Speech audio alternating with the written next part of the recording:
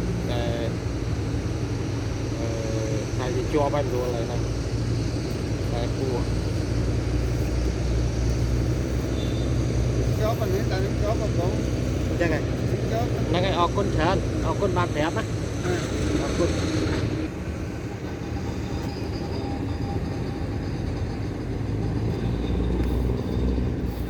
bông sạch thì tục nhẹ thực sự à đúng không thực sự này nè không thực sự này nè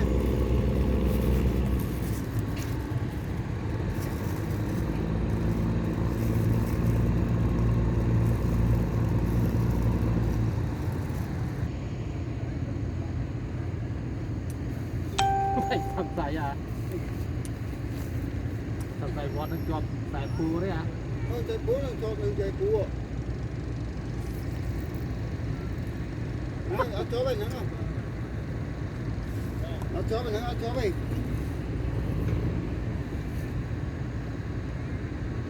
ngồi muốn coi cho chó không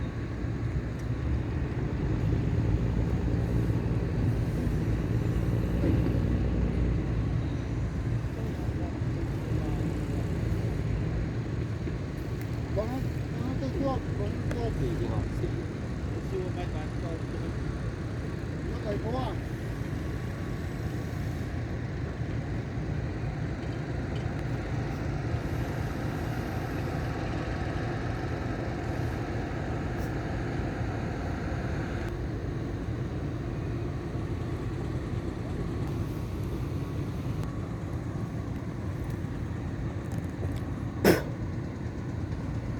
ngày nay mà tôi nơi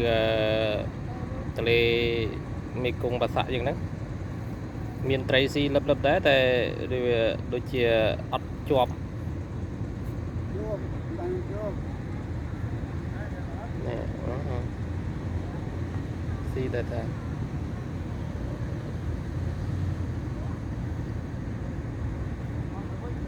ta miền mục ham giặt mục ham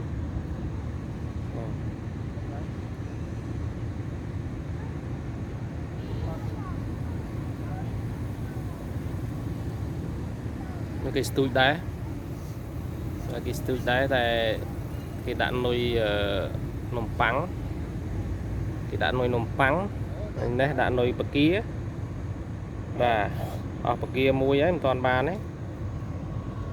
từng lần tích tại mình toàn lang khăng ấy nó cái stui đá vào nó hả nó bông stui ạ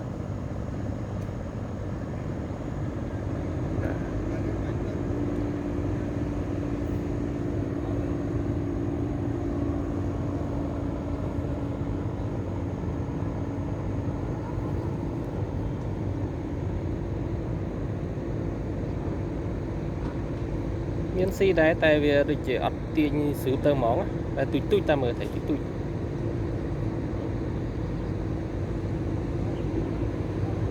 bà ló là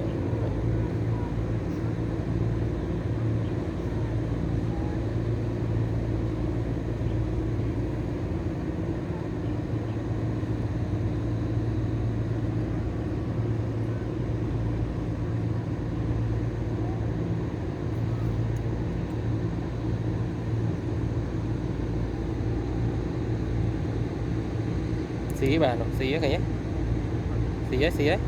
ấy tia nhé đó bị lép tới món vót đang cả ba này tia nhé tia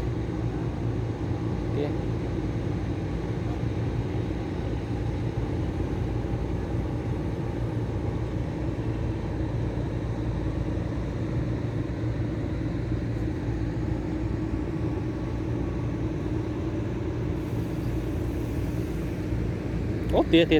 ta đó tia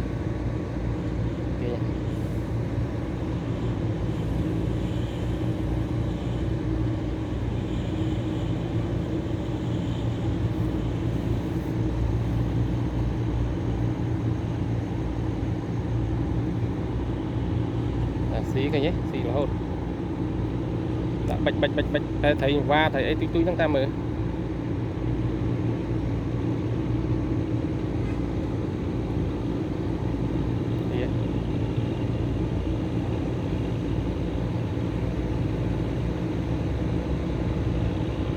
vọt ngồi ra thì hoa căn như rồi vọt ngồi này một căn đánh bắt căn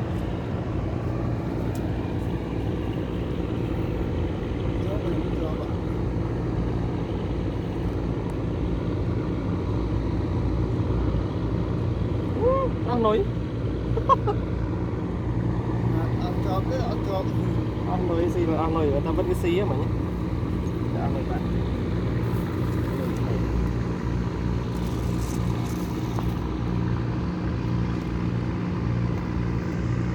rồi là một hàm thứ bố nhá để một hàm này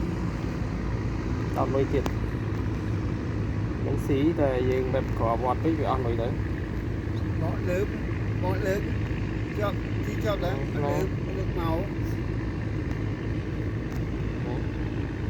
đó bỏ lớn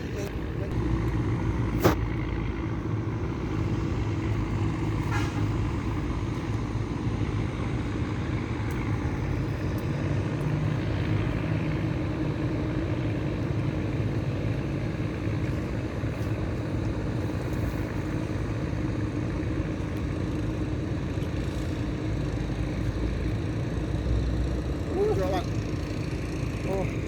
cho bạn có giật quạt đấy dạng nào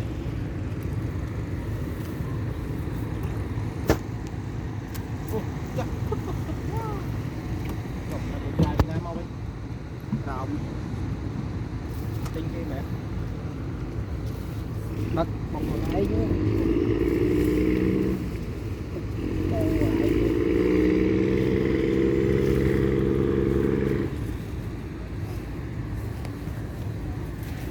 Tụt môi còn đất.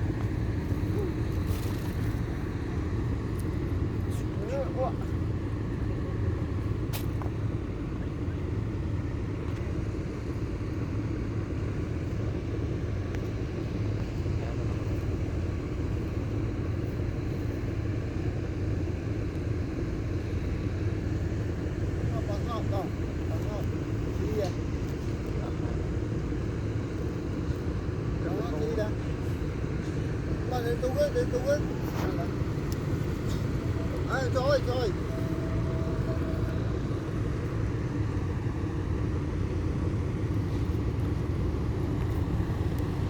Mà cầm tay lần xưa là chị hoa.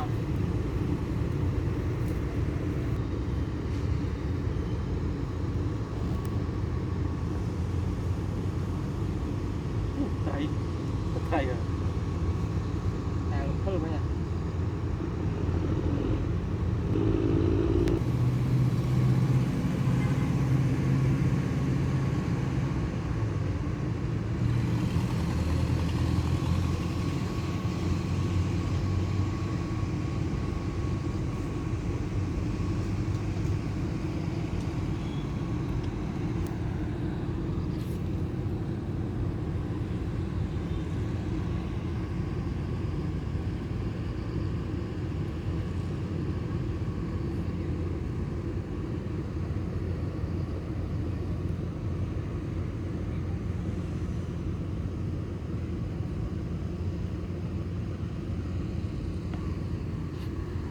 Man tí mục khăm anh ạ, mục khăm là cái tour mục nằm nằm được hà với làm phi lại nhau mục chi khăm chứ cho mà ở vẽ cái áo trường về anh máu